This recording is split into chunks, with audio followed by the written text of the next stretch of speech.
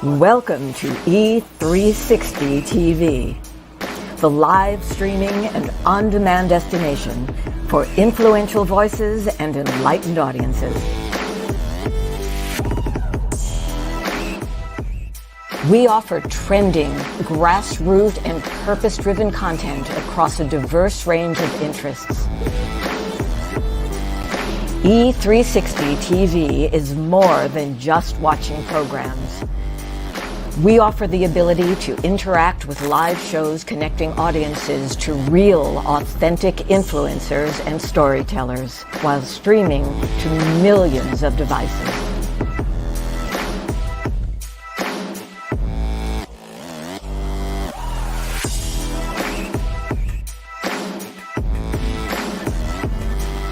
Real experiences.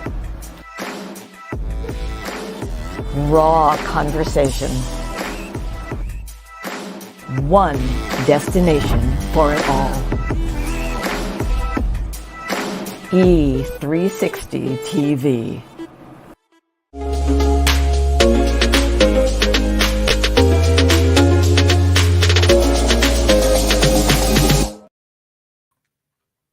Good afternoon, good morning, good evening, good everything. So happy to be here with you. Listen, my name is Dr. Lauren Michaels Harris. I am the president of Trajectory Television Network and the executive producer for the E360 Television Network. I just wanted to say before we get this party started, we're a little bit late, but that's live TV, and it's not how you start a race, it's how you finish it. So we're gonna come in today and hold on to one of my favorite promises, the one that guarantees that where two or more of us comes together with the same mindset, heart set, that spirit of service to one another.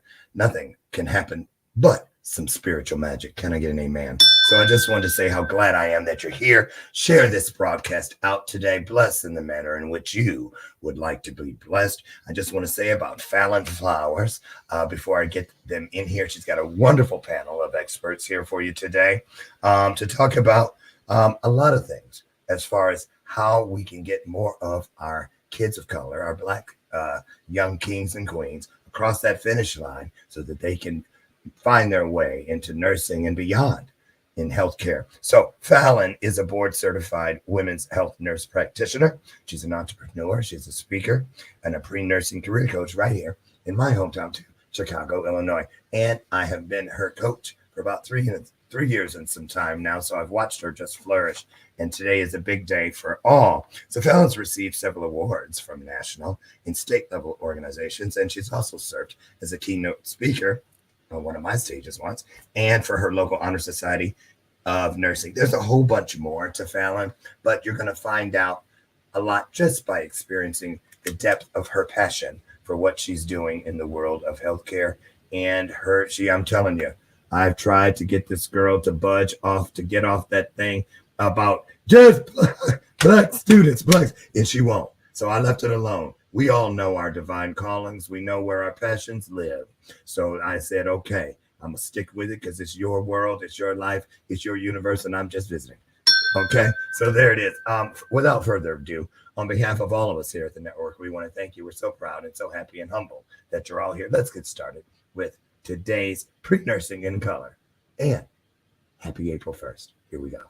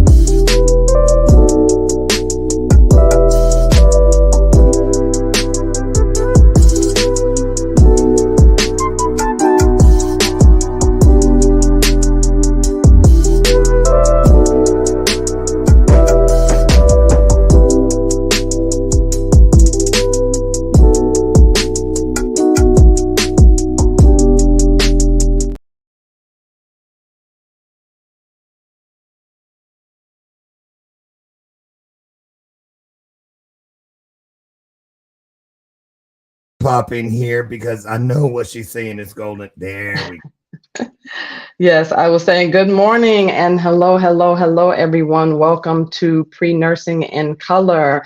I thank each and every one of you for joining today, and I'm so grateful for you all to be here with me. And I'm even more grateful for the E360 network, for my coach, Lauren Michael Harris, the Trajectory TV network, and all of the panel speakers here with us today. And I want to next get into introducing our set of panel speakers. But before we get into that, I really want to talk about why I wanted to do this event. So being a nurse now and a nurse practititioner, I had a journey that I didn't have a coach. I didn't have a mentor. There were no nursing organizations. We certainly didn't have all of the social media and all of the things that are before us today, and the wealth of information that is out there that can almost be overwhelming and confusing, and just not having a network and community of people around us. And so I wanted to make sure that with all of the information out there, that we are speaking to our own, and that we have a panel here, not only including myself, but also with a few pre-nursing students, nursing instructors, nursing entrepreneurs, to speak to the next generation that are seeking to become nurses and in their journey of applying to nursing school. So I would like to bring up Nicole if we have her available. I'd like to bring her up. We have Nicole Kinlock here, and she is one of our pre-nursing students that has joined us today. And she plans on attending nursing school this fall, and we look forward to hearing more from her about her journey and what she'd like to do in becoming a nurse. Next, I'd like to bring up Naya. If we could bring up Naya, please. Naya is also a pre-nursing student, and she is at New York NYC Community College, and certified medical, and she's been in a medical career for over 7 years, and she's chosen her career path and wanting to serve in the community and give back through health and community resources. Do we have Naya or Nicole for on the screen? Nicole needs a moment, and Naya is not here. She's having internet issues. So let's keep going. All right. All righty then. Well, we will keep going. All right. And then next, we'll continue with ladies first. That'll be Dr. Sandra Curtis. And Dr. Sandra Curtis has been in the nursing field for a very long time. So for 37 years, she's had experience as a registered nurse. And that includes 25 of those years have been as an educator. And Dr. Sandra, RN, knows a little bit about nursing education. She has taught in a nursing aid through doctorate level programs.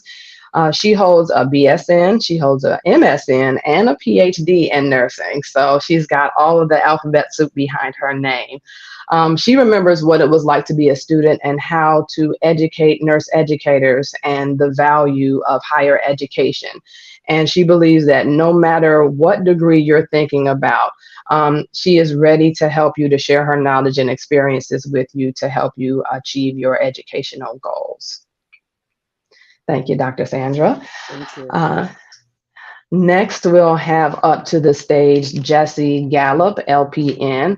So Jessie is a licensed practical nurse with 30 years of experience and holds multiple coding credentials through the AHIMA, AAPC, and BMSC.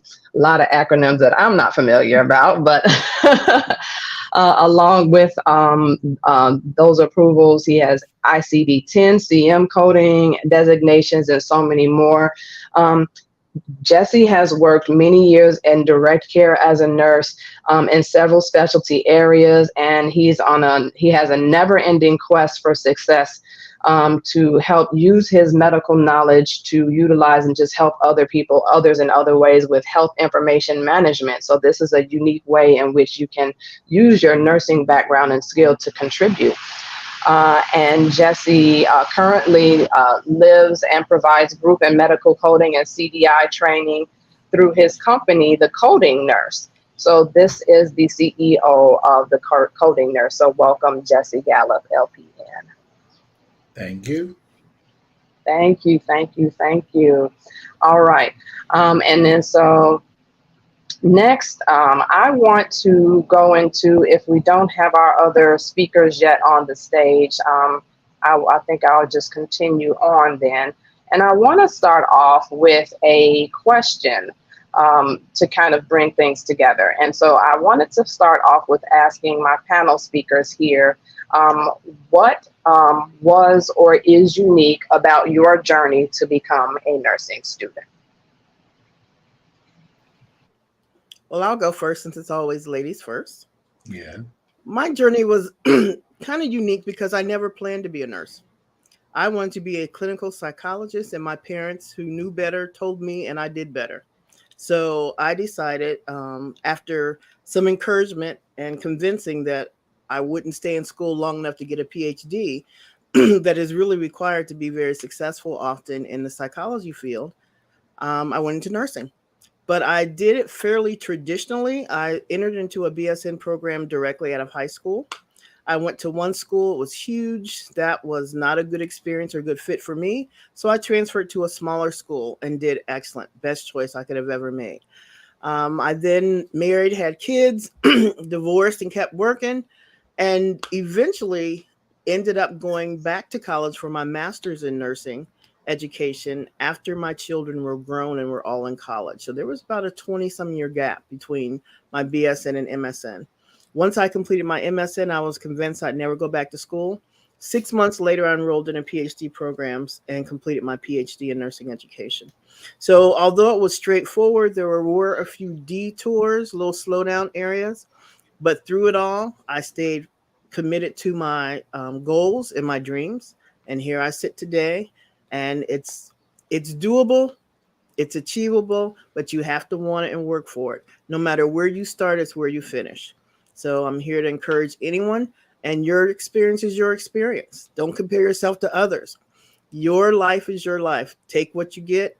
Remember, delayed is not denied, and keep your head going and move forward. And you can achieve your dreams just as I have.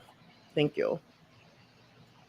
Yes, absolutely. Thank you so much, Dr. Sandra Curtis. And that's so interesting how you said originally that you had other plans and that you had thoughts about a PhD, and then there you are still now having a PhD after all this time anyway, and being able to just persevere on nevertheless, no matter how many years that took for you to be able to do that. You made that, you made what you had. You did what you had. And Exactly. You became a registered nurse and became an educator of nurses on top of that. And so in all the years of dedication that you've given to it, and you've done so much. And I just thank you for all that you've done in nursing so far. Thank you. And another unique thing, I just forgot about this. I graduated with my BSN. I now am a professor at that same school. And it's a predominantly white Catholic institution. So my focus there is increasing the number of minority and underrepresented students and faculty. That's even more amazing because representation absolutely matters. And to, not only go back to where you came from, one, but then two, to be there and represent being one of very few Black, if not only Black professors there really means a lot, especially for the next generation. So thank you so much, Dr. Sandra Curtis. My pleasure. All right. Welcome, Nicole. I don't know if you were in on when we were asking the question, but my question to the panel, my first question to the panel was, what was or is unique about your journey to becoming a nursing student? You can unmute your mic. So I don't know if I would say that my journey was really unique. So prior to become a pre-nursing student, I was out of school for about, I would say like almost 10 years. So I decided to go for nursing school while after I just had my daughter. So I just went kind of like straight into starting the prereqs. It was pretty difficult being a full-time mom and also juggling school. But basically, nursing has always been my passion.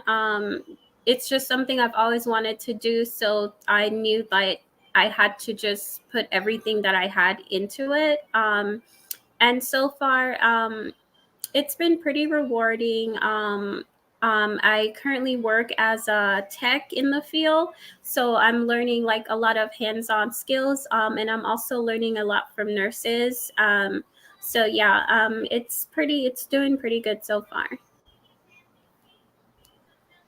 Thank you so much. And that is a unique journey. Absolutely. I think, especially being a parent and taking a break away from school, I think, um, and our stories are somewhat similar, and I'll get into that. But sometimes that's a challenge, because I see a lot of students in a lot of different groups and on posts online, and that's constantly a question and concern. Like, I'm a mom, I have young kids, I have 2 or 3 kids, and I have all these things going on, but nevertheless, you are pushing through. You have a goal, you have a dream, you're dedicated. I'm so proud of you, and you have really been putting in the work.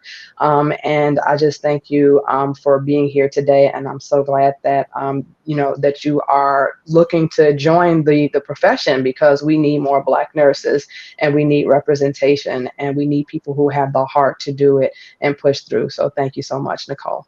You're welcome. All right, Jesse. If not, I don't know if Naya is here, but otherwise, Jesse, if you can let us know what was unique about your journey when on the way to becoming a nursing student. Similarly to Dr. Sandra, I never wanted to be a nurse. I started out, I wanted to be a chemical engineering major.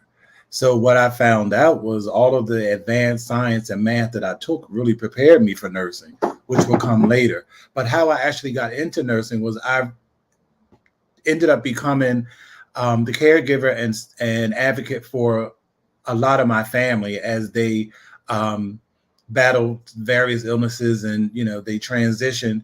And my brother contracted AIDS in the late 80s, and I ended up becoming his caregiver. And right as he was we knew that he was going to transition soon, one of his hospice nurses came, she was at the house and was like, I really think you should go to school to be a nurse. She said, you really took excellent care of your brother. So I'm like, you think so? No, it was never really on my radar. So I took her advice, and she actually even wrote me a letter of recommendation, and I got in, and the rest is history. So my mission moving forward, because like everybody, when you go to LPN school, they tell you, oh, go back and get your RN. And I did try, but it just never resonated with me. It just didn't. And so now my whole mission, since I have become an LPN and been satisfied with it, my mission is to show other LPNs that if you decide not to become an RN, you can still have a successful, fulfilling career without becoming a registered nurse and still be a nurse. Absolutely. Jesse, you better tell it.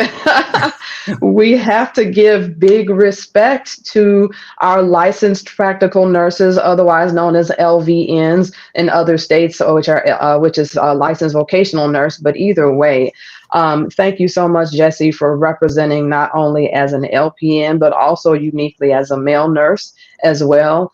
And just taking to the calling that when someone gave you that compliment and saying, you really took good care of those people, you could have brushed it off, or, some of us, when we can't take compliments, but you actually took that and went somewhere with that. And and especially having a different degree path and a different educational path and pursuing something different. But you went ahead and tried. Not only did you try, but you succeeded. You became an LPN, which is a nurse. But then on top of that, you used your knowledge and skill as an LPN to now be an entrepreneur and show people that you can do a lot as an LPN. And there's not the limitations that we think that are on that title and that degree of being a licensed practical nurse. So thank you so much, Jesse. Thank you. All right, and Miss Naya, welcome back to the stream with us, our other pre-nursing student. If you're not able to come off of camera, please unmute your mic and let us know for our first panel question, what is unique or was unique about your journey to becoming a nursing student? Hi, good afternoon, everyone. Thank you for having me here. I want to say my unique experience was up and down. I started off as a CNA at 19 years old, then went into medical assistant, and I always knew I wanted to be a nurse. But once I was on the track of my pre-nursing, I did end up getting pregnant with twins, and I kind of was in like this panic shock. I was like, how am I going to do this with twins and in the nursing field. And as I was getting, so I switched to education, and as I was getting my education degree, and I'm like literally a semester away from graduating, I noticed like this is not something I wanted to do. I've been working during the pandemic, helping out, working 132 hours, and just being able to be there to serve my community. It's just like, it felt so good. So knowing me going into education, knowing that that's something that I didn't want to do, I just stopped immediately and I went back into the pre-nursing. And doing that, my advisors, a lot of people wasn't supportive of this decision that I was making to go into nursing. People were trying to, I guess, like scare me and say, oh no, just do education and finish your education degree, or no, you might not finish it, and not be able to do it. But I just found a community. I just stuck with people. I let people know who I knew that was going to support me in my pre-nursing journey. So it's been up and downs, looking for schools to get into, all these requirements to get into the pre-nursing track. They do kind of make it, especially in community college, they do make it very competitive. And because of that, I know some advisors like, oh, it's too competitive, you might not make it. But my thing was just sticking to knowing what I wanted to do, having a plan, having my support that I have, my family support. So that's my unique journey, because even to this day, they still not allowing me to, they want me to do my prereqs before they actually let me claim that major and that track. So they have been giving me a lot of pushback within multiple CUNY schools, but I keep going. They try to route me to the LPN, like, oh no, you could get your LPN faster and then you can go back into nursing. I just got a lot of stuff, but what I did was just stick to my ground, pray, my affirmations, and I know this is something that I want to do. I've been in the medical field for the longest, and I'm not going to let nobody stop me.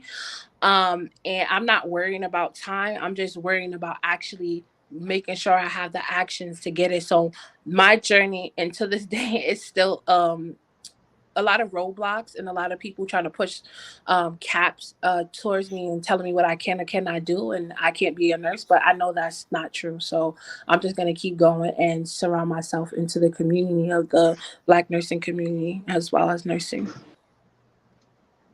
Well, amazing. Thank you so much, Naya.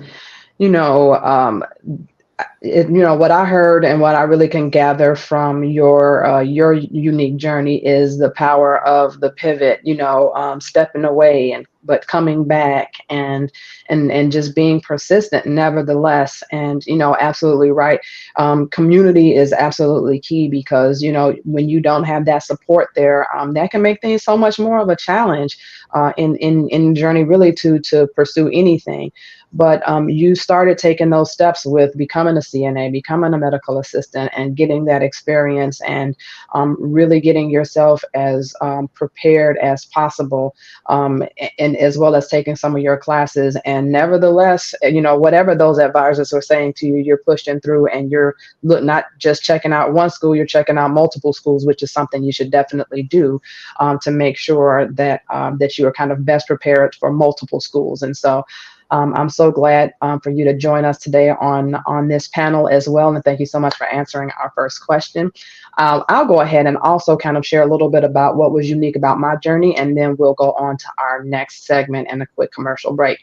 So for me, what was unique about my journey was that I had already graduated with my bachelor's degree in biology, because for myself, I was supposed to be the first doctor in the family. And a lot of people sometimes go that route. They were either only exposed to medicine and being a medical doctor, or that was the thing that had at that time more prestige, if you will, and more respect, becoming an MD. But for me, I had already gotten a bachelor's degree. It felt a little backwards going to get my associates in nursing, but that's what I did. I went ahead and did that. I did it at a community college. And so at that time as well, the value, I don't think, was fully realized in how great the option is for a community college. And so, but there was some kind of stigma around going to community college. It was almost like you didn't make it, you didn't do well enough. But that's absolutely not the truth. That's an option for so many people, that you can save a lot of money and save a lot of time with obtaining a higher education. And I was doing that. But by that time, what was also unique was that I had already used up all of my financial aid, because I had already pursued a bachelor's in an unrelated field or a different field. I was already out of my mother's house, and I was already working full time. So I was trying to balance working as well as trying to go to nursing school, taking prerequisites. It was just so many different things going on. And so, but I made a way. I made my way from customer service positions and managerial positions all the way into nursing, through all the way to nurse practitioner, and here I am today. And so I'm so grateful. I may not be the first doctor in the family, but I'm certainly the first nurse and first nurse practitioner, and I'm dang proud of it, I'll tell you that. So I want us to take a quick commercial break before we go into our next section. And so I thank all the panel speakers and all of those of you in the audience right now that are watching and listening, and we'll see you back in just a second.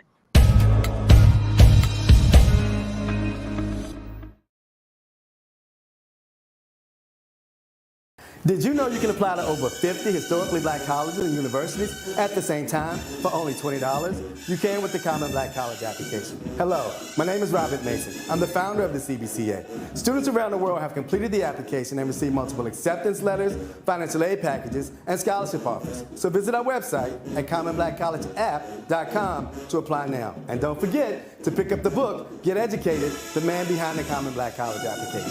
Thank you, and get educated.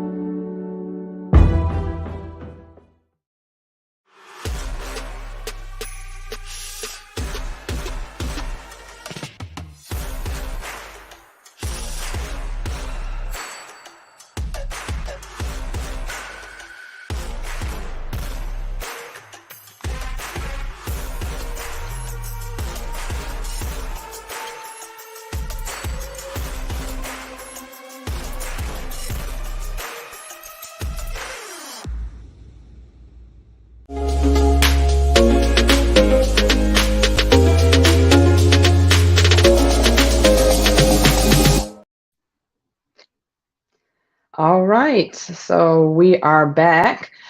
And the first thing that I'd like to start off with is talking about being prepared in the journey for applying to nursing school. And so if we can bring up the presentation for that. And then for the panel speakers, I have a couple of questions as we go along with this, and I'd love to have your expertise added in as we dive into that. And so I started and the reason I'm bringing this up, and I'll bring everyone through this, but with Nursing Inspired, what I do is I make sure that I have 3 goals. I want to make sure that Black aspiring nurses are prepared, organized, and inspired to apply to nursing school. Next slide, please. And please make sure you all, with this, with the housekeeping before we get into that, your virtual remote, so you can scan the QR code on the screen. That'll take you to the different areas in which you can stream and watch with us. And all of the students, you can also download your resource guide where you can take digital notes, and all of the links for some of the things that we'll be sharing on the screen will be on here.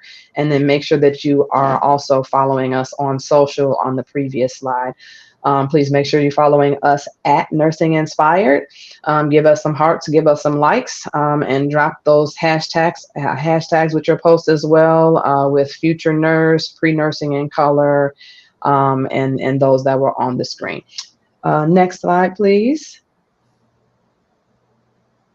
All right, and I just wanted to quickly know before we got into everything, who all here that's watching, if you're on Facebook, LinkedIn, or any of our other sites where you can actually put a comment in the chat, let us know if you are a pre-nursing student, a school staff, youth leader, or if you are a nursing student or a nurse. I was just curious to know who was joining us today as we are having this conversation. So just drop those in the chat and we'll let those run across the screen and see who all is joining us today as our first quiz. All right, and let's see what we have going so far. All right, I see yep, I see Dr. Janet Williams. Hi, Dr. Janet Williams. And she's also, she's a certified nurse midwife with her doctorate in nursing, actually. So thank you, Dr. Janet. Thank you for joining us. Hello. All right, we can go to the next screen, please. All right, so prepared. So we can go ahead to the next one.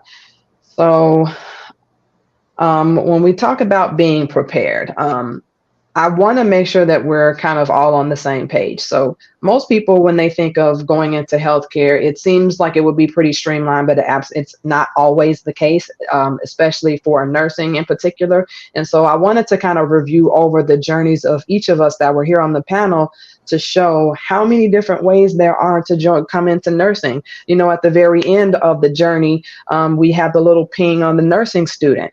But look at the various many ways we can go. Some people can go from going from high school and getting their SAT, ACT, and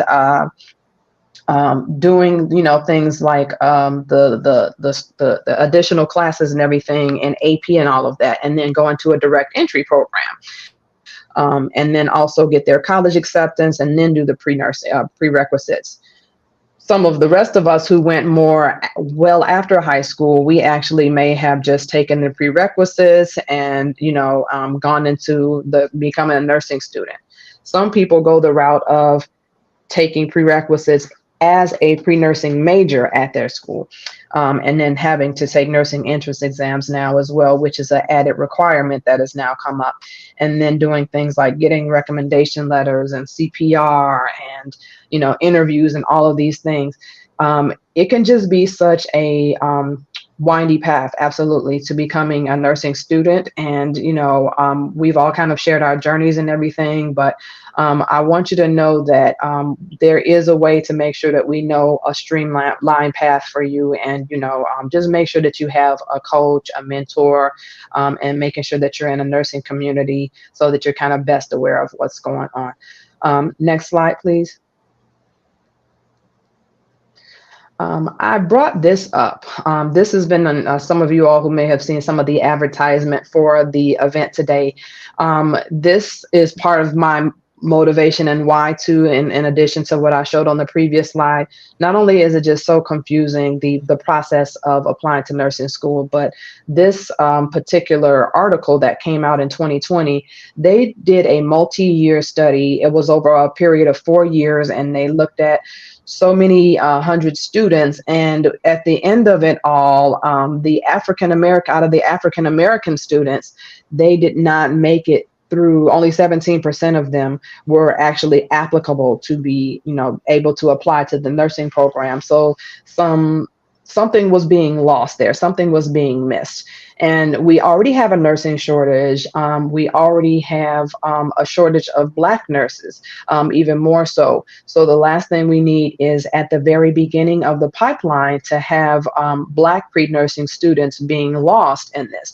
And this was a school that, accepted, a great amount of students. And, this wasn't a super high ranking school or anything like this, but for some reason, these students weren't getting in. And so I really wanted to make sure that we have some support around how we're helping the next generation to become nurses and become nursing students. And I wanted to actually ask the panel a little bit what your thoughts are on why you think there may be some issues with students not making it to the nursing student phase of the whole journey. Did we have anyone that wants to weigh in? Sure, this is Dr. Sandra. This is an interesting statistic, and I think that we have to look at what it's pertaining to, what type of nursing program. Because the 17%, of course, is very weary, an successful application rate. However, if you look at some nursing schools, they will have a 100% acceptance rate. So in my mind, the 17% is bad, yes, but the 100% is just as bad on the other side. So this is something you really have to look at, what the acceptance rate is of the applicants for the school, because that can cue you into a lot of things. For instance, this 17% acceptance rate, yes, it's bad. And there's probably some barriers present that don't need to be there, some that are acknowledged and some that are not. So that's something we can work with. However, the 100% acceptance rate often represents a school, not always, but often represents a school that is what's called a school of opportunity, where they're targeting people or marketing directly to people who do not get accepted into some of these other programs. And in doing that, they recognize, yes, there are some barriers, there may be some deficits and prerequisites and that type of thing, preparation. But you have to consider, do they have wraparound services that can help support the student through the program? Because if you get in and there's no support there, you might as well not get in. So when we look at the lower application rates, yes, let's look at what are the barriers. And most of them we can work with. However, again, on the other hand, with that 100%, there's also hidden barriers that may prevent you from graduating. So you kind of have to look at what the numbers are representing. But regardless, we do have to make sure our young people, and whatever age they are prepared to get in. And part of that is knowing what the requirements are ahead of time and starting work early. So I really like this. This is a good number.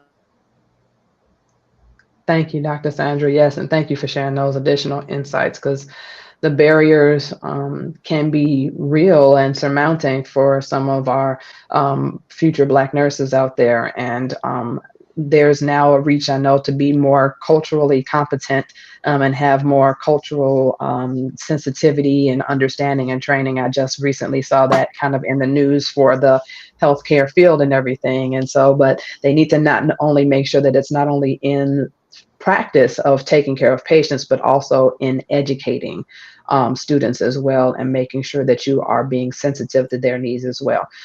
Jesse, Nicole, or Naya, did you all have anything to add on to this? I have something to say, but I'll wait to see if somebody else wants to weigh in.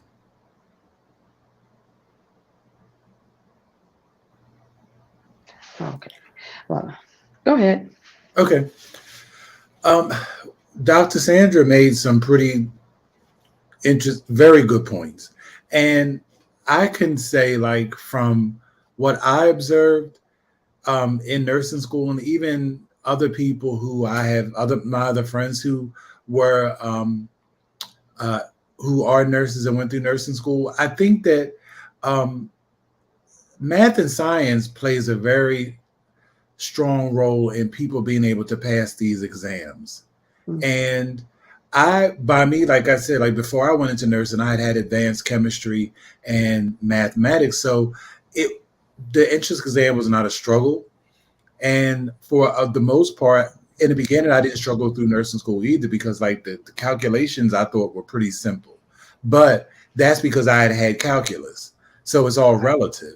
So, and I know like one of my friends, like she has her BSN, Masters in Healthcare Administration, and she still talks about how I helped her with learning stoichiometry, but I learned that in high school. So when I went to, when I went to college, I just built on it. And then when I went to nursing school, I had it down pat. So it's easy to understand when you're prepared. And I just don't think, especially for students of color, I don't think that science and math is really pushed and promoted in high school, because that would really, really boost people's success rate. And I also think that what nursing school needs to do, and they don't do, I think that they need to do it nationally. A lot of people don't know their learning styles, and that is crucial. Yes. And I was a full adult before I think I was at a job of all places that had nothing to do with healthcare, that actually made us take a test, and I found out that I'm a kinesthetic learner. But when I think about how I learn, I'm like, well, I didn't even know that's what it was called, because I'm not an auditory learner. I can listen to you, but I'm not going to remember. I can watch you, and I'm not going to get it. But if I write it down, step by step, I'll never forget it. People need to learn their learning styles, and because nursing school is very fast paced, and it builds on, everything builds on top of what you had before. So if you don't have a solid foundation, if you didn't get the basics, it makes it very hard to continue. And I think that we just need to improve the quality of science and math education at the high school level. And I think I think nursing as a profession needs to have students know from the get-go what their learning styles are, and help them with note taking, help them with study tips, all that, to be more successful. Wow.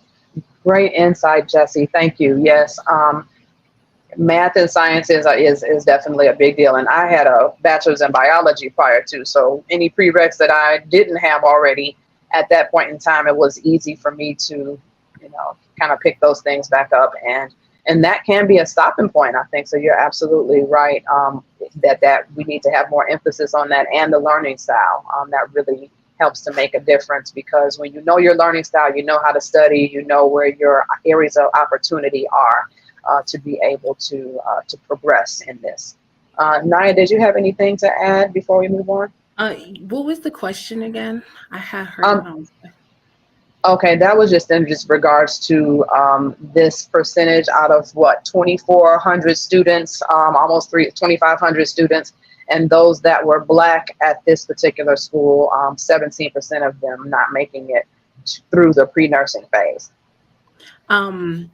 I feel like when being in my pre-nursing phase, advisement, they play a big major part when you first go into school and you tell them that you would like to be a nurse.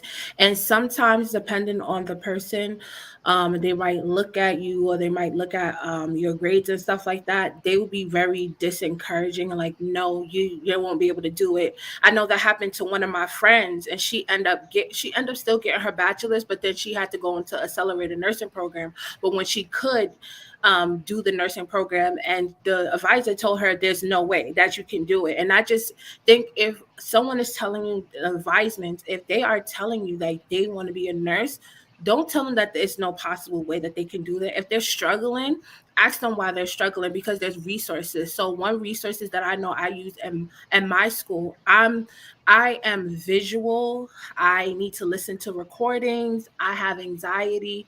and they had accessibility in my school, and no one told me about that. But I was just trying to see, like, what can I do, looking around at the resources, and I was able to find accessibility in my school, where they had, like, I have a pen where I can write my notes. It's on a book and it's recorded, and then the teacher is talking. So when I get home, I just connect it into my computer and I listen to the notes. And because I'm not a really good note taker, but I'll take better notes after listening to the recording and actually seeing some of the notes that I have wrote. And if it wasn't for me doing my own research and looking for that, I would have not known that. So I think they could be pushing more research. If they see someone struggling, like, what is wrong? Why are you struggling in this course?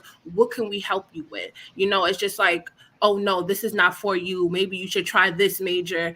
And actually helping, you know, instead of just trying to get the children out of school, or the students or the adults out of the school, like actually help them and listen to them what they want to do, because you're deterring them. They actually, sometimes some people actually listen, and it's like, oh no, I can't do this, you know. So I think it needs to be better encouragement. There probably need to be more clubs in schools as well for support, because I have a support group, and me and my friends, we have a support group. We help each other study, and we go to the library and we look up all the resources, and we just help each other. So I think the faculty, they could do better with that, so they can have more higher success rates. And all these like different requirements, like, oh, if you like have to retake one class over it and you're not able to get into the nursing, that's another thing that pushes. I like CUNY Hunter has that, Hostels Community College has that, a few community colleges in certain areas have that, where some people do feel like in science or anything like that, they won't be able to join that nursing program because they had to take another prereq over, because in the prereqs you needed a B. And I feel like that's wrong, you know. That's another barrier that you're putting on students that maybe just had a rough semester, or maybe didn't grasp the information, because that information is a lot. And I think that's some of the reasons why some students are not getting in, because of these high requirements. Yeah. Wow. Very insightful, especially from a student perspective. And just thinking back, just, you know, yeah, if you didn't make it through a class, if they're not encouraging you, if they're being discouraging, and just trying to point you to another direction, so many different things. And so, but nevertheless, like you said, having that community, looking at resources, getting accessibility, so many different things that you pointed out, which I love, that you shared with us. We can go on to the next slide, please.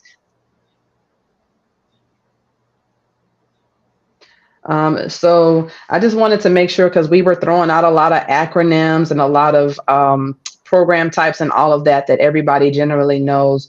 Although there is a windy path to getting to become a nursing student, generally everything kind of follows the same path when it comes to becoming a nurse. So generally, so once you get into nursing school, you're going to take your nursing coursework while you're there, and you need to successfully pass that. And then you're going to go to nursing clinicals at different hospitals and long-term care facilities, and just places that you can get hands-on experience related to those different courses and areas and that you're studying in nursing.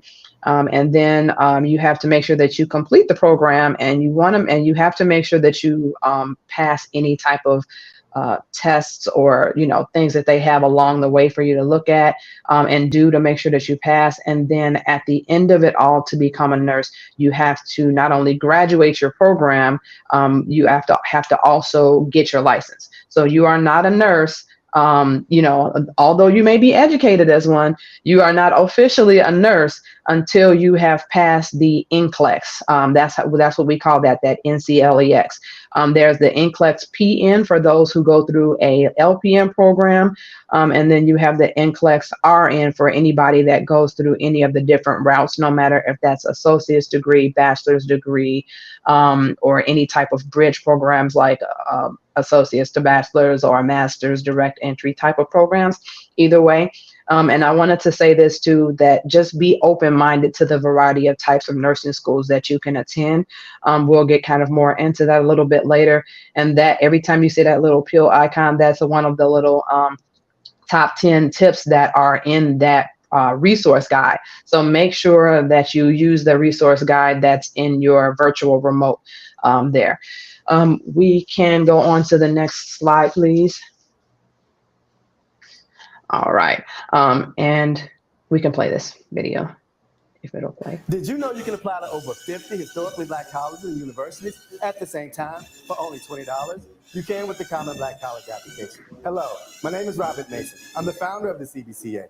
Students around the world have completed the application and received multiple acceptance letters, financial aid packages, and scholarship offers. So visit our website at commonblackcollegeapp.com to apply now. And don't forget to pick up the book, Get Educated, The Man Behind the Common Black College Application. Thank you, and get educated. Did you know you can apply to over 50 historic?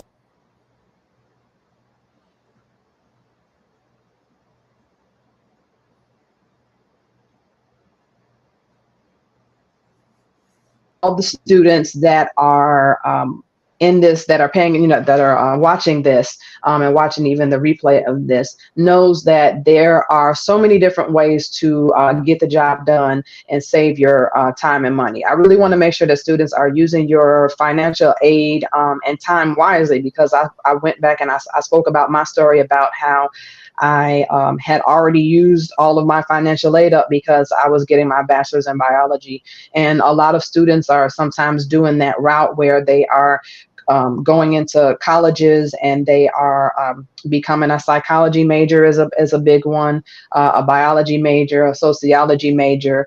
Even though they want to become a nurse and they know that they want to go to nursing school, they'll declare that major and they'll use all of their financial aid up on the classes for that major rather than just focusing it in on nursing. But with all of that, I wanted to make sure that in your efforts that you are saving as much time. And so if you have interest to go to an HBCU and that HBCU has a nursing program, you can use the Common Black College app. I don't know about anybody else on the panel, but this was not around for me. And I don't know if either of the students are using any of these resources right now, but that's a wonderful resource to apply to 67 HBCUs across the country with the ones that specifically have nursing programs all at one time for $20. So you can't beat that. Also, there is the Common app. That's one that you can now, you can go ahead and apply to up to the, over 1,000 schools across the United States. And so you can kind of filter through that and go through and use that app and website and resource to be able to help you to kind of get the job done in a more streamlined way and being prepared. And then the last resource I wanted to bring up was the Nursing Cast. You can apply to over 300 schools, nursing programs in the US with this app, which is helpful because, and I really want to ask some of the panelists about this, because the process of applying to nursing school is variable at different schools. But in my time of applying to nursing school, you had to apply one by one. And, you could possibly apply electronically partially, but otherwise you had to apply with a paper packet and take it to the school or get it mailed to the school and get certified mail. And, the anxiety and angst of having to wonder, did they get my recommendation letters yet? Did they get my test scores? Did they get my transcripts? And all that constant emailing back and forth and calling back and forth and visiting, it's a lot. And so to be able to have an app or resource that can kind of streamline that, as long as that the schools that you want to go to, those nursing programs have that, they use the Nursing Cast. What a wonderful resource to be able to have and use. And just with all of this, again, saving your time and money, because it makes better sense to target the schools you want to go to, and then take the classes and save your financial aid and use that wisely rather than you doing it after the fact.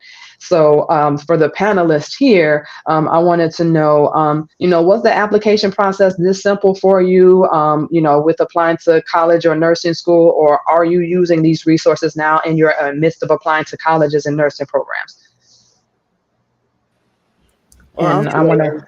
This is Go Dr. ahead. Back in the dark days, 37 plus years ago, it was paper pencil application. You sent it in, you waited for them to contact you, and it was a lot of waiting and angst. But applying, if you apply, depends too on what type of school you apply to. If you apply to directly to a public university, it's a little bit different. You can be accepted directly into the school, but then have to make application to the nursing school after you get admitted to the school. So there's a little bit of difference there with whether it's a private or a public schools. A lot of the public schools now will just accept you directly, the private schools rather, but the public ones you may have to apply to the actual college or university and then be admitted, complete your prerequisites, and then apply to your college of nursing. So it's a little bit different on your schools. But a lot of schools do use nursing casts, and that's a wonderful way for people to make multiple applications, like you said. Additionally, what happens is there are people at each of these colleges that adhere to this or use this app who are constantly scanning the application pool. So not only are you being exposed to the schools that you may be interested in, but there may be schools out there that you're not even aware of that by having your application in this pool can see you and then contact you.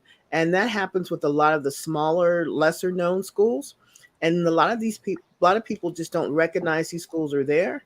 But your smaller and often your private schools have a lot of resources that are targeted towards people providing those wraparound services. And like I said, those are the additional tutoring, support, mentoring programs.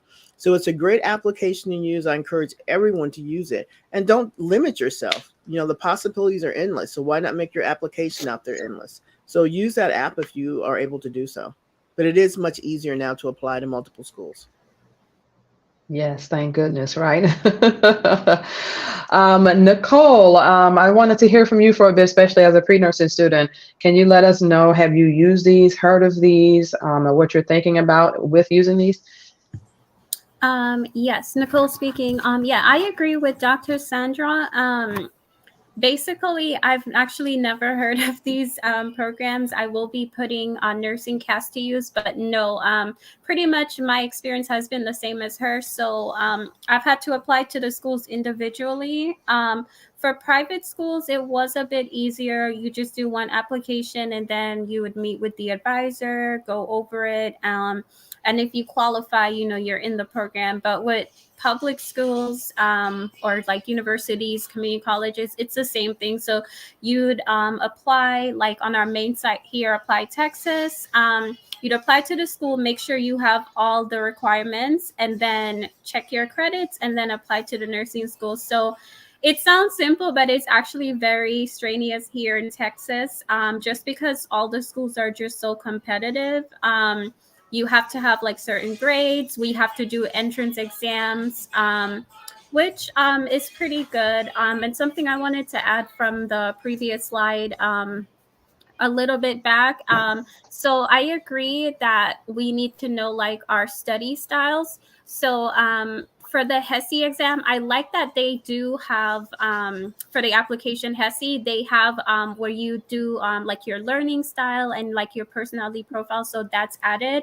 I kind of wish they would kind of incorporate that into the T's as well, so that can help the school know like the students' learning style. And also kind of similar to the HESI, I think that was pretty good because I just checked mine and it's pretty accurate that it picked up on my nursing style, my study style, sorry. I'm done speaking. Thank you so much, Nicole. And Naya, did you have anything to add with this, or Jesse?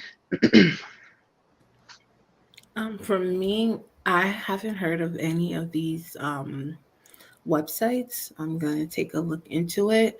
I was just Googling New York City nursing majors, nursing programs, and I just called each individual school, spoke to the admissions team. Yeah, spoke to the admissions team to see what was needed. I asked about price, and I have a list of all the schools and a potential school. So if the CUNY process is longer than what I expect, I do have some colleges that I do have on backhand. Like the private colleges are more easier to get into. but they're expensive. I also have been talking to other students that I know have been applying for other schools to learn about their process and what was needed and how was the school. I know when I would go into admissions and speak to them, you know, if I see a student, I'll ask them like, "Oh, are you in a nursing major?" Because I'll see them with their like uniform, and I ask them questions like, "How's the school? How was your process? How was financial aid? Did you have to take out any loans?" So I'm more like hands on and getting to know people that are in that school or applying to schools, or asking people or asking some of my friends that already are nurses, like, who can you direct me to that can let me know about these schools, or, you know, who do I have to talk to? Who do I have to email? So that's the process of what I have been doing so far. Wow, that's really, really something else. So yeah, so I'm glad that I was able to share with you all then the two pre-nursing students here today with us on the panel some new resources and ways in which to kind of save yourself time and money. So we need to move on to the next slide here. We can take a little bit of time on this, and this is really one of the biggest ones that I like to make sure that I share with people as a top tip. And whatever we don't get to, there's the resource guide does have all of the different links and sites and things that are here if we move a little fast. And so top tip, you see the little pill icon up there. Make sure the school is state approved, it's accredited, and it has near or above the national NCLEX pass rates. That's a big one. That's almost a 3-in-1, really. I wanted to make sure to mention this. So we talked about NCLEX previously. So that licensure exam, if the NCLEX pass rate is well below the pass rate, that puts that school at risk of being on probation and that program closing down. So you want to pay attention to that, because you do not want to be in a nursing program and in the midst of being in your nursing program, it shuts down and you've taken all this time, all this money, and sacrificed and turned other schools down and all of that, and then this school closes down and you have to start over because it's not transferable most of the time. There are some very, very rare instances where nursing courses and programs are transferable, but those are very rare scenarios that can occur. But the NCSBN, that top link there, that can take you to where it shows you where the national pass rates are currently at. And you can actually see the previous years as well. Now, we do have to give some grace because of the pandemic, and a lot of schools have suffered tremendously with that in the midst of all of that. So make sure that you check that out. But you need to be able to look at your state board of nursing website, really, to look at your schools that are that you're looking at applying to, and it shows all of the schools in your state what their NCLEX pass rates are. With that, accreditation is a second thing. So accreditation, you want to make sure that the schools are either accredited by the ACEN or the CCNE, one of the two. And I have links here so that you can, in your resource guide, that you can actually click on, and it'll take you to a finder. So it'll let you know if those schools are accredited or not. Dr. Sandra, I wanted to have you weigh in a little bit more, especially with you being in education, if you could, about just a little bit more about accreditation and any other pearls that you had. Okay, great. That's a great topic. We look at approval and accreditation. Approval, every nursing school that is open in the United States has to have approval to be open from their state board of nursing. And what that is saying is that the school has met the minimum requirements to be open based on the state boards, what they deem important or essential for a complete and thorough nursing education. And what they look at faculty, the credentials of the faculty, the experience, the education levels. They look at curriculum. Is it meeting the standards? Is it comprehensive enough to prepare a safe nurse upon graduation? So any school that's open has to be approved or it wouldn't be open. So you don't really have to worry about that. What you really need to worry about is the accreditation issues. And the accreditation is a process that a program nursing school goes through to validate that they are meeting the minimum standards and beyond, and that they are committed to continuing to do so. So when we look at accreditation, there's actually two types. And this is what gets a lot of pre-nursing students into difficulty because they don't understand the types of accreditation and what they represent. So you have voluntary accreditation and involuntary accreditation. So involuntary accreditation is where a nursing program, if they have to have this accreditation from either a state and national accrediting body, and that helps to verify it's required so that the school can receive financial aid from the government. So they have no choice, the school has no choice but to obtain these types of accreditation. So that's the involuntary. The voluntary accreditation is where an organization, nursing program says, hey, we really want to be a rising star or a school of excellence. So we are going to be above and beyond standards. And we're going to be committed to continuing that, because we know a lot of places and people will start things and they kind of dwindle down in quality. But these schools who receive this voluntary accreditation are saying we are going to stay above the board and continually move towards excellence. So the big problem with voluntary accreditation. It can be very costly to an institution. So many schools choose not to get the voluntary accreditation. And when Fallon was talking about the ACEN, ACEN accreditation and CCNE, those are the two biggest national accreditations for nursing school. ACEN, ACEN accredits PN programs, LPN programs, LVN programs, as well as associate and baccalaureate and some master's programs. CCNE accreditation only accredits BSN and higher level programs. So a PN program could not apply to be accredited by a receive CCNE accreditation. It's not possible. They don't do that. So you do want to have those types of accreditation because that can be looked at by employers and determine if they want to hire you or not. And it used to be back in the dark days, that was a mandatory requirement that you graduate from it was back then, it was NLN accreditation or a CCNE accredited institution. Otherwise, you were like a second choice to be hired. Another issue with that is if you start out in nursing and you go to a school that's not accredited by one of these nursing organizations, ACN or CCNE, what can happen is that higher level program can then refuse to accept you because of your credits may not transfer. And that goes back to the involuntary accreditation. So you might go to a program. This is I'll give you a common scenario. A lot of proprietary schools will, for-profit schools, same as proprietary, they will have a PN program, an associate degree program, and then an affiliation with the school that will grant a bachelor's degree. So the school will not accredit the PN program or the associate degree program. Or if they do accredit, they'll accredit it with what's called a national accreditation, which is a lower level accreditation. And schools that have that national accreditation, these are the schools where usually your prerequisites will not transfer from school to school. So you may, if you decide to leave that school and go to another school, they may say your school was only nationally accredited, so we're not going to take any of your credits for your prerequisites.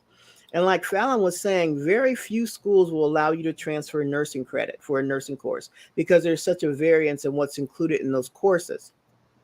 So you want to make sure your school that you're going to is regionally accredited if possible. Those credits, if you get a credit from a regionally accredited school, whether it's a university, a college, or a smaller school, those credits are probably 99% guaranteed to be transferable to another university that is also regionally accredited. So you're going to make sure you're in an approved program, which is always, if it's open, you want a regionally accredited school versus a nationally accredited school. And I'm not saying that, this is my disclaimer, every nationally accredited school is bad. That's not what I'm saying. I'm saying there's a safeguard. You need a regionally accredited school so that your prerequisites will transfer to another school. And often that's not the case. So again, my example, you'll see a proprietary school not accredit with ACNE or CCNE, well, with ASIN accreditation, they'll not accredit their BSN programs, their associate degree programs or their PN program, but they will have an accredited BSN program. That's great. The problem is for you, it's great for the school, but for you as a nurse, it may be problematic in that if you leave that system again, you may have to repeat courses if you enter into another system. Where that system that you're already in, they'll say, hey, we'll take all your credits from your previous degree and not cause you any problems. But if you leave, they may tell you, that new school may say, go back and retake all those courses again. So you want to look for an approved school that's regionally accredited so that your credits can transfer. And it needs to be accredited by ASIN or CCNE. A lot of times the school will say, yes, we're accredited. And you say, are you accredited? They say, absolutely, we're accredited. What they're not telling you is they're not accredited by a nursing organization. They're talking about their involuntary accreditation, but you're not going to be told that. So you need to ask them, are you accredited by a nursing organization such as ASIN or CCNE? And do you have regional or national accreditation? If the answer is no, that they are not accredited by ASIN or CCNE, you need to tilt your head and ask some questions. If the answer is no, that they're nationally accredited versus being regionally accredited, which is what you want, I suggest you tilt your head again. So it's very important that you ask these questions very specifically. Not are you accredited, but who are you accredited by? Is it ASIN, CCNE?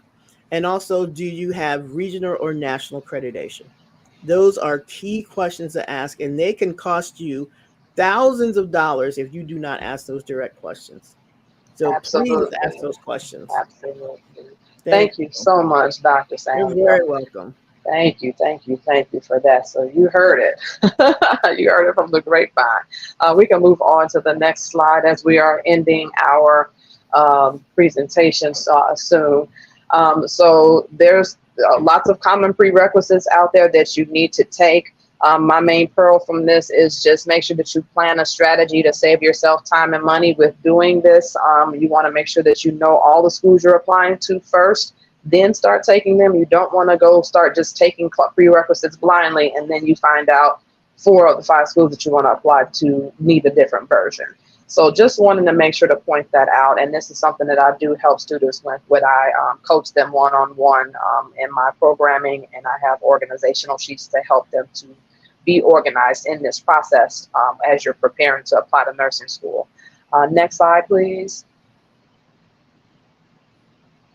And then I think Nicole brought up one of these, and I just wanted to make sure, I don't know if this is, if you all can see this well, but there's a variety of different pre-nursing, nursing entrance exams that you have to look at that you may potentially need to take in order to get into a nursing program. The main one is the ATITs, but then there's also the HESI is another one. The other ones are not as common, the PACS, the Kaplan, and the psychological services, the PSB, but I wanted to make sure that the students here were aware that there's a possibility that you may need to take some of these in order to get into nursing programs and be prepared. Make sure, my main pearl about this is make sure that you're taking, you don't take this blindly. You know, you take prep classes, you get the books and look at the resources, especially by the makers of these exams. And then make sure to ask these schools what their nursing entrance exam score needs are, and if you need to take it at their school, can you take it at another school? Can you transfer and get the scores from those schools? So I just wanted to kind of point that out. We can go to the next slide, please.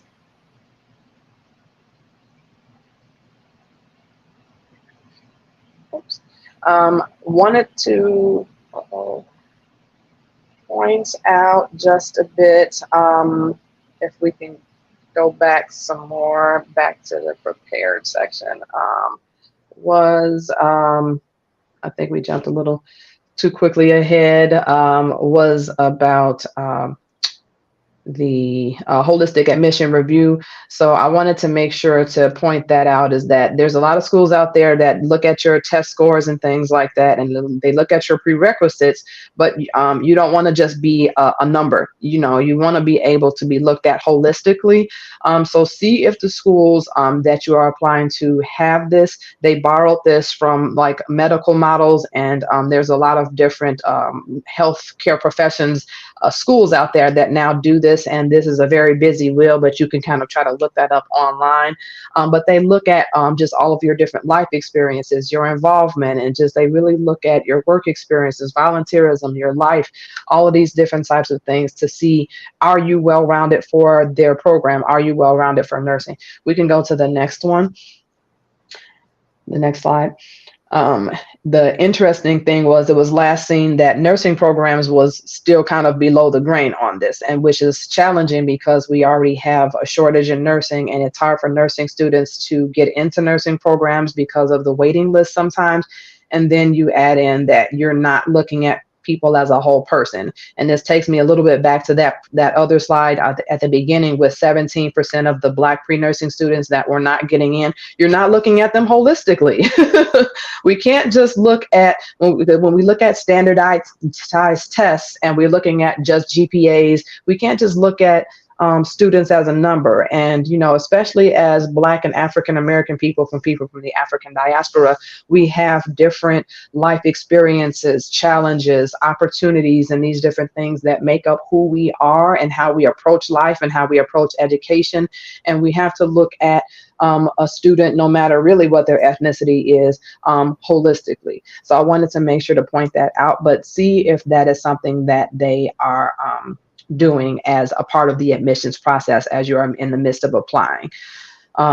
Because the other thing with that is that sometimes it could be setting you up for failure with you being accepted and being accepted into a nursing program that only is looking at just you for the scores, but they haven't looked at you well-rounded enough. And then you get, when it comes time to passing the courses, or when it comes time to passing the exit HESI exam, or even getting prepared for the NCLEX, there was something missed about you and your application that they could have saw, that they could have helped you to work on, or you could have worked with an advisor or a tutor or a coach or something to kind of better optimize whatever that area was about you, so that you can make sure that you pass and do well as a student, so that you can become a nurse. Because it's not just about graduating the program, it's also about passing that licensure exam as well to become a nurse. We can move on to the next slide, please. All right, so quiz time after all of what we've learned. For anybody who's in the chat, who is listening, who has that, this is so small on my phone, I'm sorry. So what pass rate percentage is the one that you want to pay attention to when you are applying to nursing schools? Is it the T's, is it the CCNE, or is it the NCLEX? So everybody answer in the chat for me. Anybody who is watching, let us know what your answer is for that. Is it A, B, or C?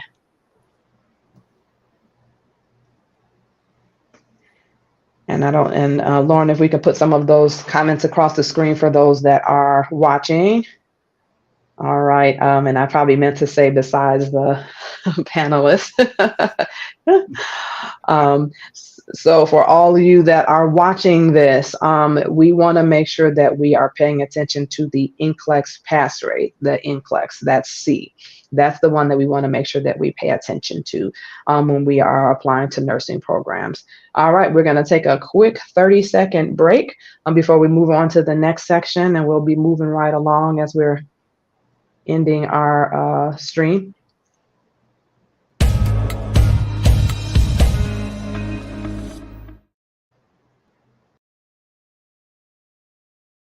Did you know you can apply to over 50 historically Black colleges and universities at the same time for only $20? You can with the Common Black College application. Hello, my name is Robert Mason. I'm the founder of the CBCA. Students around the world have completed the application and received multiple acceptance letters, financial aid packages, and scholarship offers. So visit our website at commonblackcollegeapp.com to apply now. And don't forget to pick up the book, Get Educated, The Man Behind the Common Black College Application. Thank you, and get educated.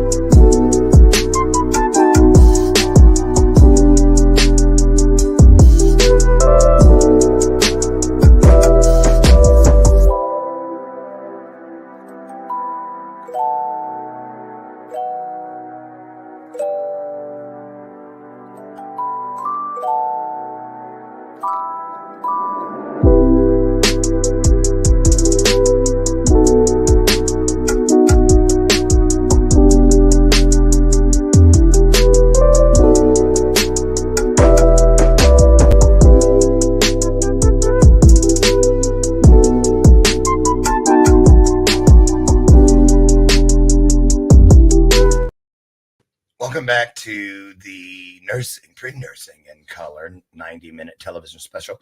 While you are moving over to the 30-minute Q&A, which is already about to begin, scrolling along the bottom of your screen, and also we've taken the liberty of dropping the link inside your comment section. So if you're watching from Roku, Amazon Fire, the E360 television network, or YouTube, and you'd like to be inside of the immersive experience of the Q&A, head over now using the link provided, and we'll see you inside in just a moment. We're about to get started. Don't go away.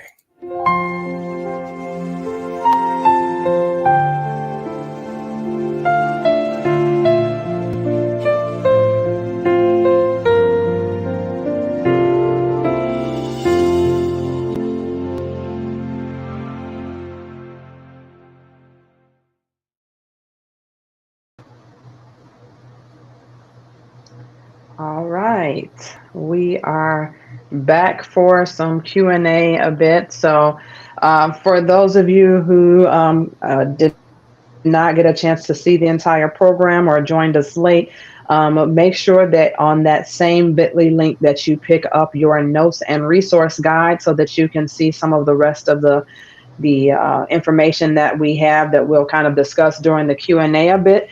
And so as far as being organized, I have in the resource guide for the students a lot of links for some scholarships, especially. I wanted to make sure to point that out because scholarships, having a financial plan in the midst of applying to nursing school, I think is a really, really big one.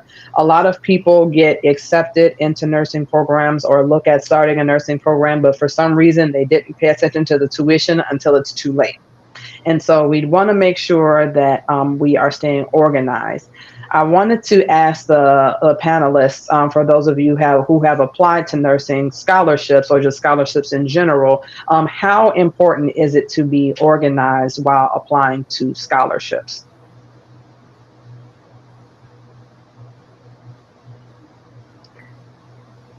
Well, I will always talk. Fallon, you know that.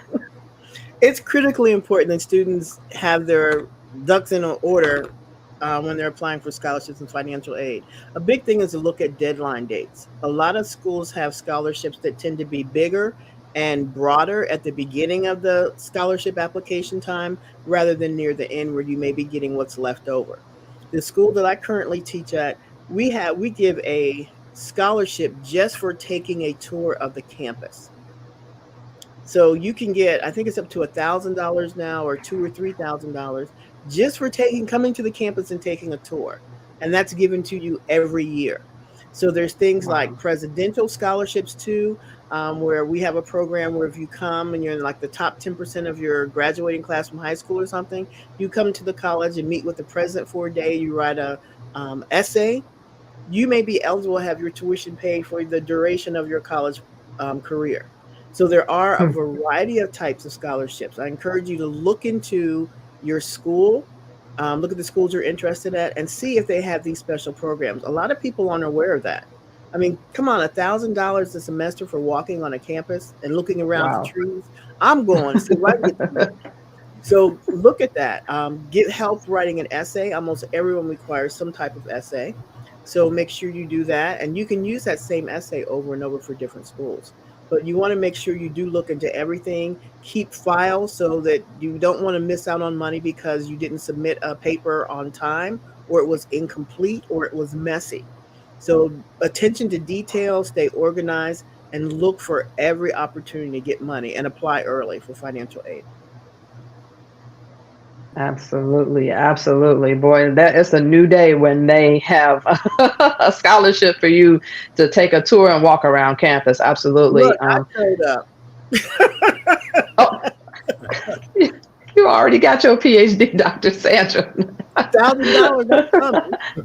Yeah, understandable. Wow, that's really something else. But Thank you for those tips and pearls and everything. Yeah, it's absolutely important to be organized. And a part of that, like you mentioned, was repurposing. Repurposing is a wonderful thing to be able to do. Is once you've written a really great essay and you've had some, extra eyes to review that essay with you, and all of those things, and you actually, did well with that and actually got a scholarship. That's a winning essay. So go ahead and reuse that over and over again, and absolutely paying attention to those deadlines. That's something that I cannot stress enough. And I actually create organizational sheets for actually helping students to actually keep on track with staying organized with applying to the scholarships. There are a few in the resource guide that you guys make sure that you point out. So I know we're kind of done with slides, I think, from the presentation, but there is some with the NHSC. The Nurse Corps Scholarship is a big one. I think that one is coming up due next month. The Nurse Corps Scholarship actually, yes, and WIOA, yes. The Nurse Corps scholarship program actually is one that gives you a living stipend, and it gives you money every month. So instead of having to worry about working and paying bills, you do have some monies that can go towards helping you pay bills, and it pays for your tuition and your books and different things like that. But you do have to work in exchange for a couple of years in a underserved area, kind of in a community health type area where there's not enough healthcare providers, which in a lot of places in the U.S., there are those places and everything. So you want to consider that. WIOA is another one. Thank you all for sharing in the chat because I don't have the PowerPoint in front of me now. But WIOA is another one. It used to be called WIA. That is, I believe, the Workforce Investment and Opportunity Act. And I actually was a recipient of WIOA, and that was one that I did not have to work in exchange for. This is something that was kind of from the federal government. My tuition was paid for at the community college. My uniform was paid for. My books, all of my clinical supplies, everything that I needed was paid for, which was absolutely a blessing and was right on time, especially having had used up all of my financial aid. And so I do have a link in in the resource guide about being able to find if you have WIOA in your particular state. Thank you for bringing back up the slides and everything. So the UNCF, Johnson & Johnson is another big one. You have over 300 nursing scholarships in this database that you can find nursing scholarships with. So there's tons and tons of ways that you can get financial aid monies and save yours, be able to use that other funding and everything. So from the panelists, do you have any organizational tips that you like to share or a strategy that you know of for staying organized while applying to nursing scholarships? I did want to also hear from Naya, Nicole, and Jesse on this, especially our students too. Yes, so Nicole speaking. So I also use WIOA. It was really great. So with WIOA, you just apply. You have to have your nursing school acceptance. So you would submit like your transcript, everything, your admission letter that you've been admitted to that program, and they pay for everything. So for example, say financial aid covers everything and you happen to be in an expensive program, they cover everything else related to nursing school. So like your uniform, books, everything else. So but if your tuition says fully covered but you need money for like anything related to nursing school, so supplies, books, they pay for it. You don't have to pay them back, and then it just keeps going on. So I believe the maximum per year is similar to financial aid, so it's about I believe like 3,600 total, but it depends on your state.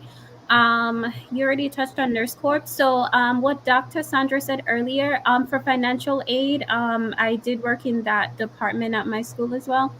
So it's best to apply as early. As soon as FAFSA opens, you apply, because any like extra funds that they have, goes to like first come first serve. So especially if you're a nursing student, you know, we have more expenses. So just apply as soon as that cycle opens. You apply so that you can get funded.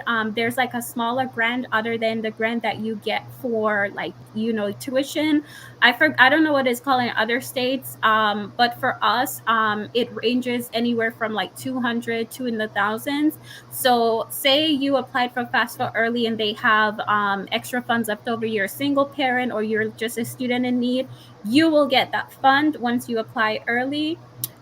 Scholarship was something that was brought to me a month ago. I think the deadline was like maybe a month and a half ago. That's also really good. You don't pay anything back. It's a grant, so that's a great resource as well. Nurse Corps, also very good. They give you stipend in exchange for, you know, you're pretty much working for them for 2 years. So if I think of anything else, I will reach out to Fallon, but that's all. But there's definitely so many resources out there for nursing students. Research, research, research. There's also like a Black nursing group on Facebook where the students are awesome. They give you amazing tips, amazing resources as well. You can also find some on Fallon's website or reach out to her at any time. I'm done speaking.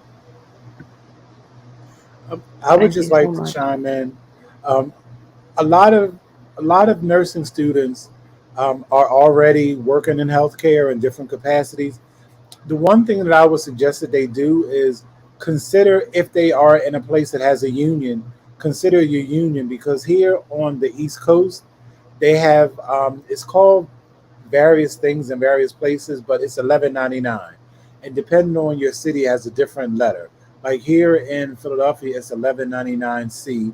Well, I think when I was in New York, it was 11.99J, and it's all part of the SEIU union. And you don't have to necessarily um, be have a clinical position. You just have to have a position that is covered by the union. And I know a medical secretary that her entire tuition for nursing school was paid through this SEIU scholarship. So if you're working Wow. somewhere that has a union, definitely consider looking up your union for possible scholarships. Wow. Thank you, Jesse. Thank you so much. And Nicole as well. These are some excellent tips that I'm trying to keep up with the ones that are in the chat here in the as well as coming across the screen. So I think someone brought up that you can check out the workforce employment, or you can check with the unemployment office or with workforce as well about WIOA. And then there was also mention of tuition reimbursement, which actually came to my mind when you were talking about looking at your employer.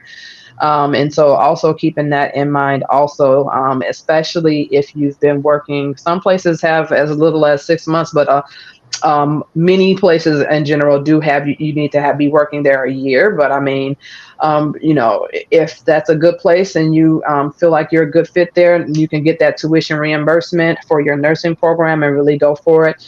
And then one of the other scholarships that I really wanted to point out, which was on the previous slide, was the one for National Black Nurses Association. I'm trying to make sure to save students as much time and money, because these ones that I have on the screen, it looks at hundreds of them at the same time. So it saves you time, like the Johnson and Johnson, the United Negro College Fund, and then that NSNA one for the Foundation of National Student Nurses. But the National Black Nurses, because today is about pre-nursing in color, if you are a member of National Black Nurses Association as a student member, you can get scholarships that range anywhere between $1,000 to $15,000. And I can personally attest to this because I was a scholarship winner not once, but twice with them alone. And so just wanted to make sure to share this powerful resource, that you not only have a community to be able to be a part of this nursing organization, but you also have the opportunity to get a scholarship. And I believe last I knew, to be a student member, as long as you are a nursing student, so you already need to be in a nursing program, but the fee for the year is like $40. So $40 for to be mentored, to get community service, to get experience, to get scholarships. I mean, and the networking is unreal. But we can go on, and we have about 10 minutes left before we start to wrap up and everything. So we can just continue on with the other pearls that were kind of in the resource guide and everything. So some of these were mentioned already by a couple of the students today. So talk to current and recent grads of the programs that you want to attend. Other things are having a support system to surround yourself with community. And then the one here in the middle is creating a plan while you wait for acceptance or rejection letters, and just having a backup plan. So what I really like about Naya, for instance, what you brought up with your work history was that you went to CNA as well as a medical assistant. So you are working in the field, you're constantly surrounding yourself, you're in the medical terminology, you're networking with people, which are also people can write you recommendation letters at that in the midst of it all. You're also getting the opportunity for tuition reimbursement. But just making sure to point this out, because now students, because there's such a high demand of students that are applying to nursing programs, some nursing programs have a 1 to 2 year waiting list sometimes. And so you want to just make sure that you have a backup plan. What are you doing to make sure that your application looks great, that you're networking, that you're learning and doing all the things that you can? Did any of the panelists have anything that you wanted to add when it comes to that?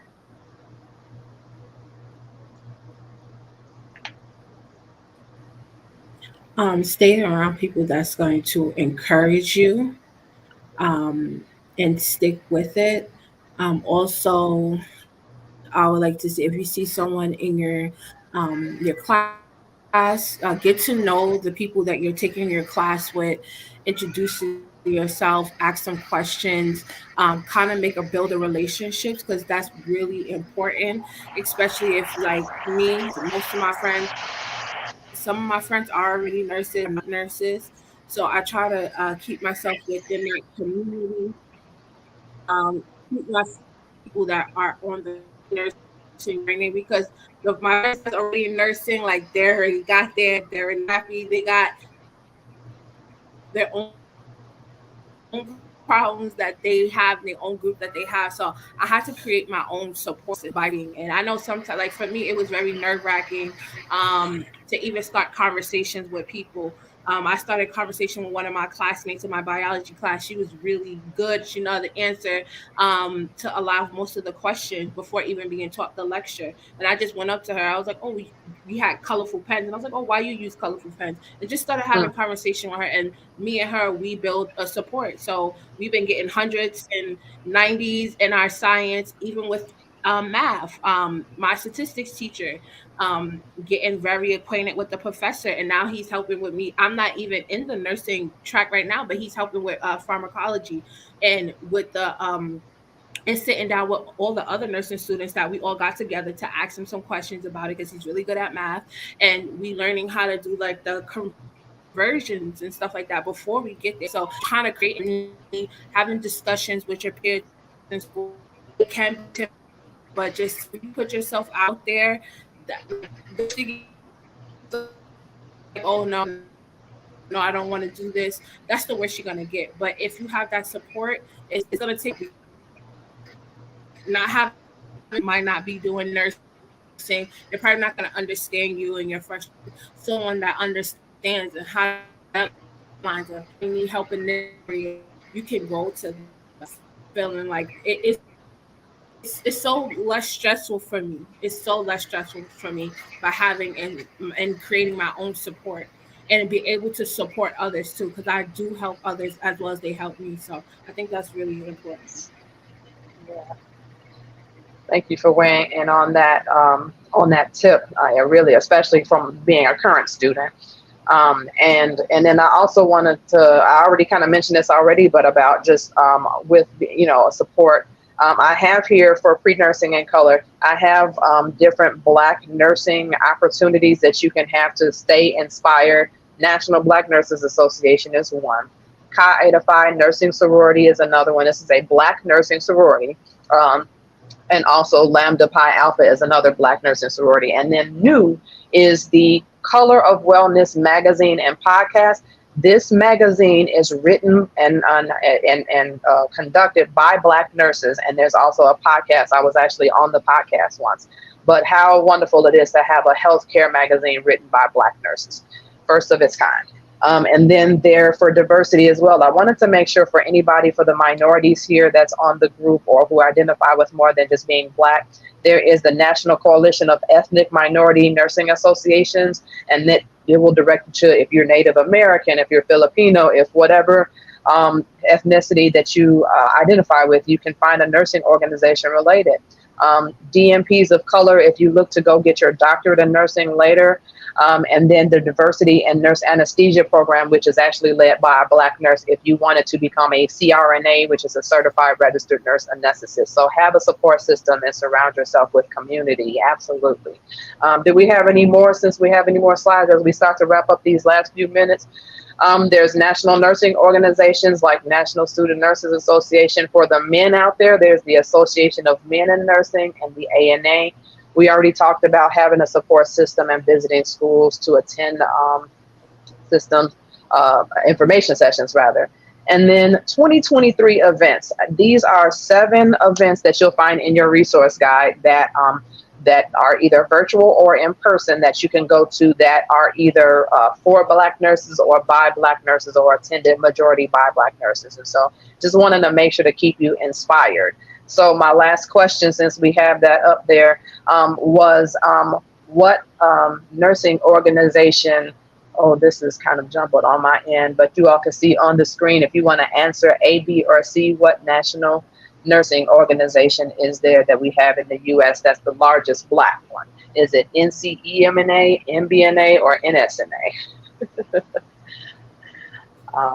And if you hadn't guessed it already, that was National Black Nurses Association. So just wanted to make sure for pre-nursing in color that all Black future nurses, all Black pre-nursing students are aware of the resources that are just for you as a Black student, as a Black nursing student, as a Black pre-nursing student, what you have. Student Support Sunday is something that I have on Clubhouse every other Sunday. The next one is tomorrow night. This is actually where I had the pleasure of meeting all of the panelists here online. So that is something, as far as community is involved, you can actually attend that, and that's 7 o'clock Central Standard Time, a 2-hour room. I just want to thank all of the panelists again today. Dr. Sandra Bailey Curtis, Jesse Gallup, Nia Banks, and Nicole Kinlock. I thank all of you. I thank Lauren Michael Harris, the Trajectory TV Network, and E360 TV. Do we have any last closing thoughts from all of the panelists here as we wrap up today? I'll close mine. You guys, this is not a solo journey. Nursing is not a solo practice, and the journey there is not a solo event. Find people that are going to support you, that are common, same-minded, like-minded, and even maybe a little bit different. Make sure you get a mentor. You find, I always say, find your tribe. You need mentorship throughout your career. I'm, nearing the end of my career, I still have mentors. So believe in yourself, find people that support you. Don't beat yourself up, and know that you can do this. And there are people out there like myself and other panelists and tons of people who are here to support you. We've been there. We're reaching back. It's time for us to pull you forward. And our only request is that you do the same when you're in a position to do so. Thank you, and good luck to all of you. Nicole speaking. I would say my final thoughts, always ask questions. That will get you very far. Review anatomy and physiology. It's the foundation to everything when it comes to nursing. Once you know your body system and parts, everything will come a lot easier. Find like a small study buddy or like a study group that will help you get through nursing school. You guys can support and just motivate each other throughout all the struggles. And definitely you need a great self-care routine. Can be very stressful, very overwhelming, but just keep putting into yourself so that you can get more out.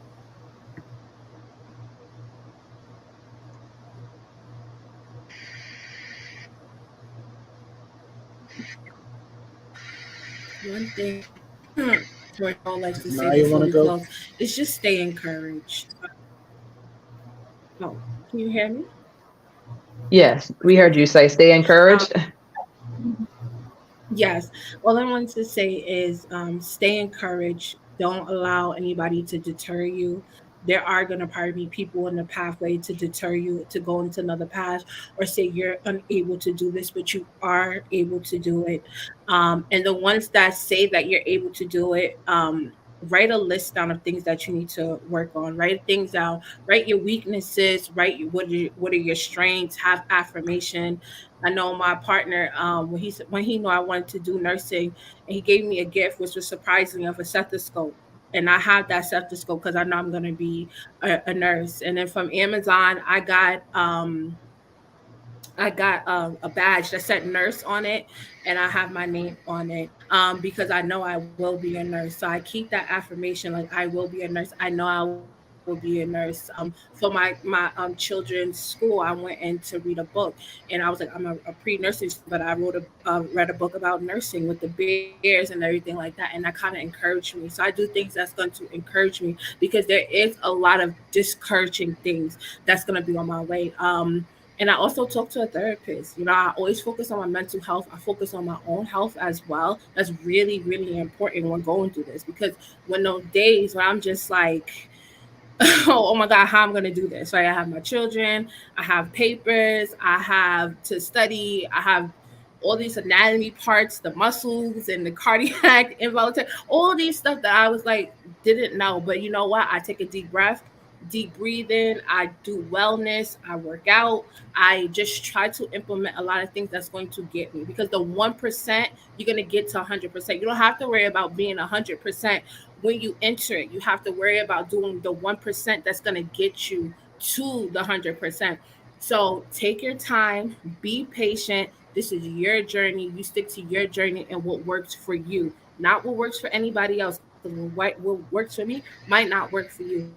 So you find out, talk to someone about this, a therapist, talk to advisor if they are supportive. Go into groups like Fallon has. So just stay encouraged and bring affirmation that you will become a nurse. You will be what you want to be, and you will get there that you want to get. And no one is going to let you stop you or deter you from doing it. So that's my last words. Thank you, Naya. And Jesse, you got a minute to wrap up? Anything that you want to do is possible. You have to have faith the size of a mustard seed. Anything that you want to say, you can. Anything you say you can do, you can do. And just to piggyback off of what Dr. Sandra said, it takes a village. You don't have to do it alone. You have support. Just reach out, believe in yourself, and get it done. Thank you so much, Jesse. And with all of that, make sure that you all stay prepared, organized, and inspired in your process. If you want to do more of that and you want one-on-one coaching, or you need organizational tools, or you need a group or community of support, please reach out to me, and you can send me an email at info@nursinginspired.com. That's also in your virtual remote. You can just tap on that button and send me an email. If you'd like for me to come as a speaker to your high school youth group, or just speak anywhere about nursing and nursing careers and education, please reach out as well. You can tap that button and you can go to nursinginspired.com and reach out there as well. Thank all of you again for being here as panelists. Again, thank you, Dr. Lauren Michael Harris, for being such an encouraging coach and hosting this today. Thank you to Trajectory TV and to E360 TV Network. I thank all of you that are in the audience today for your support and watching, and I hope you learned something. All right, we'll see you next time.